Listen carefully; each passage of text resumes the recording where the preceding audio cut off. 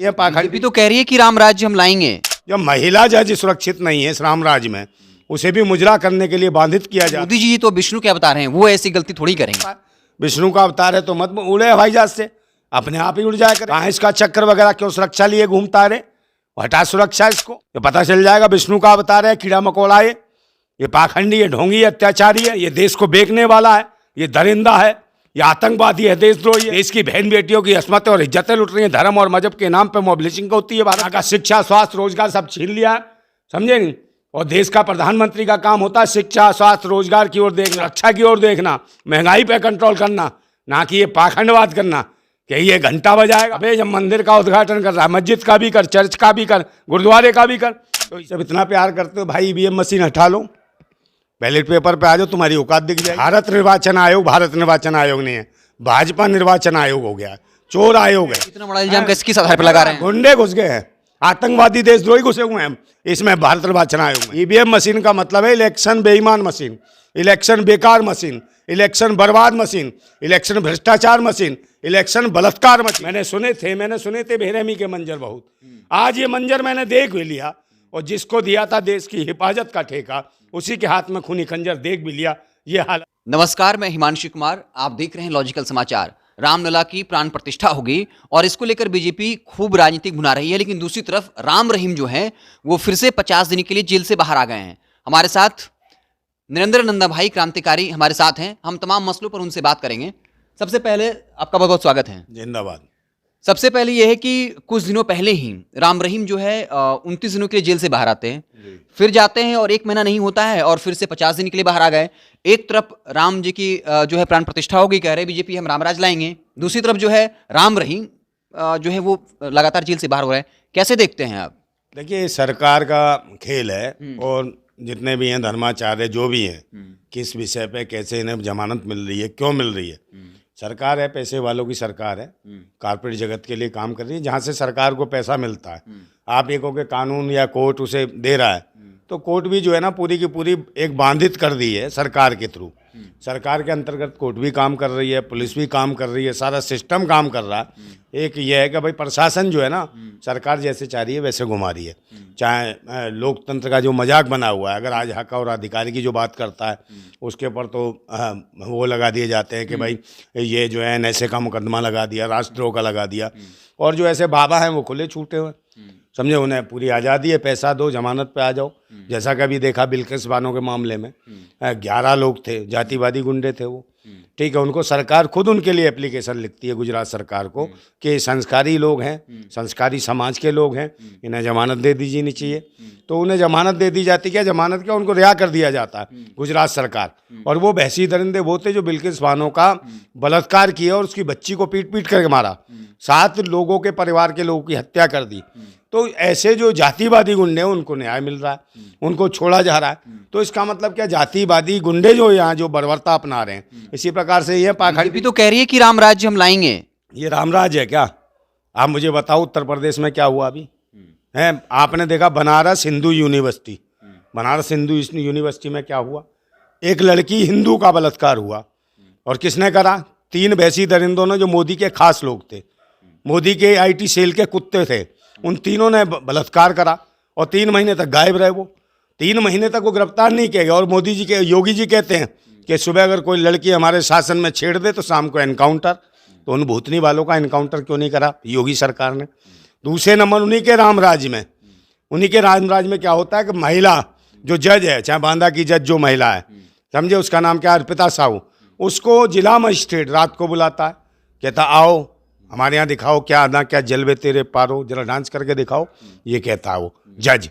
तो ये क्या हुआ भाई? उसको न्याय क्यों नहीं? जब महिला जज सुरक्षित नहीं है इस राम राज्य में, उसे भी मुजरा करने के लिए बाधित किया जाता है जिला जजों के द्वारा, तो इसका एनकाउंटर क्यों नहीं करता योगी? है ये छेड़ रहा है जो सरेआम, इसके जज का एनकाउंटर होना चाहिए कि नहीं होना चाहिए?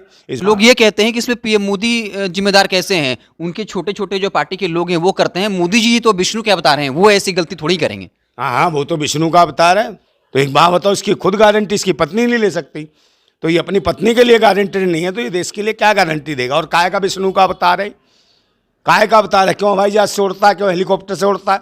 विष्णु का अवतार है तो मत उड़े हवाई जहाज से, अपने आप ही उड़ जाया करे। कहाँ इसका चक्र वगैरह, क्यों सुरक्षा लिए घूमता रहे? हटा सुरक्षा इसको, ये पता चल जाएगा विष्णु का अवतार है, कीड़ा मकोड़ा है, ये पाखंडी है, ढोंगी है, अत्याचारी है, समझे ना? ये देश को बेचने वाला है, ये दरिंदा है, ये आतंकवादी है, देशद्रोही है।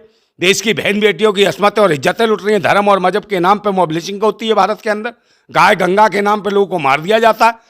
यहाँ का शिक्षा, स्वास्थ्य, रोजगार सब छीन लिया है, समझे नहीं? और देश का प्रधानमंत्री का काम होता है शिक्षा, स्वास्थ्य, रोजगार की ओर देखना, सुरक्षा की ओर देखना, महंगाई पे कंट्रोल करना, ना कि ये पाखंडवाद करना कि ये घंटा बजाएगा। अबे जब मंदिर का उद्घाटन कर रहा है, मस्जिद का भी कर, चर्च का भी कर, गुरुद्वारे का भी कर, तो इसी काम के लिए आया क्या तू ढोंगी है? तू चुने इसलिए चुना था है? प्रधानमंत्री को इसलिए चुना जाता है कि वो धर्म के घंटे बजाएगा, कि जाने पड़ेगा अल्लाहू अकबर करेगा है, या जीसस जाके घंटा बजाएगा उसमें गिरजाघरों में, बता? या गुरुवाणी पड़ेगा, क्या करेगा बे है? जब तुझे यही करना तो देश थी पा देश से, और बैठ जा राम मंदिर में घंटा बजा वहां भूतनी के। देश को बर्बाद क्यों कर रखा है? कभी जहां पहुंच जाएगा वहीं लगा लेगा मुकुट, कहेगा मैं ये बनना चाहता था बचपन में। लेकिन नंदा जी लेकिन सवाल ये उठता है कि ठीक है हजारों कमियां हैं, लेकिन हाल ही में 3 राज्यों में विधानसभा चुनाव हुए, रिजल्ट में तो कुछ और दिखता है, लोग समर्थन कर रहे हैं भरपूर मात्रा में, विपक्षी पार्टियां लड़ाई में कहीं दिख ही नहीं रही हैं। देखिए एक बात बताऊं, जब वाकई मोदी जी को इतना प्यार करने वाले लोग हैं, आपका कहना है, मैन स्ट्रीम मीडिया रिजल्ट में जो दिख रहा है, तो आपका दिख रहा, जब इतना प्यार करते हो भाई ईवीएम मशीन हटा लो, बैलेट पेपर पे आ जाओ, तुम्हारी औकात दिख जाएगी। जब इतना प्यार करते फिर काय को फट रही है भारत निर्वाचन आयोग की? ये भारत निर्वाचन आयोग नहीं है, भाजपा निर्वाचन आयोग हो गया, चोर आयोग है। इसमें कहीं ना कहीं भारत निर्वाचन आयोग में आरएसएस के गुंडे, इतना बड़ा इल्जाम किस आधार पर लगा रहे हैं? गुंडे घुस गए हैं, आतंकवादी देशद्रोही घुसे हुए हैं इसमें भारत निर्वाचन आयोग में। जब भी बार बार वकालत करते हैं, काय को बार वकालत करते हो भाई ईवीएम मशीन की? ईवीएम मशीन का मतलब है इलेक्शन बेईमान मशीन, इलेक्शन बेकार मशीन, इलेक्शन बर्बाद मशीन, इलेक्शन भ्रष्टाचार मशीन, इलेक्शन बलात्कार मशीन। मतलब कि ये देश के जनादेश का बलात्कार कर रहे हैं लोग, पाखंडी हैं, ढोंगी हैं, और कहीं ना कहीं देश के जनादेश को गुमराह करते हैं, और ईवीएम से घोटाला हो रहा है। यही वजह है कि पूरे देश में आवाज़ें उठ रही विभिन्न सभी पार्टियों ने, सिवाय कांग्रेस के और बीजेपी के छोड़ के सभी पार्टियां मुखर होकर बोल चुकी कि ईवीएम में धांधली है।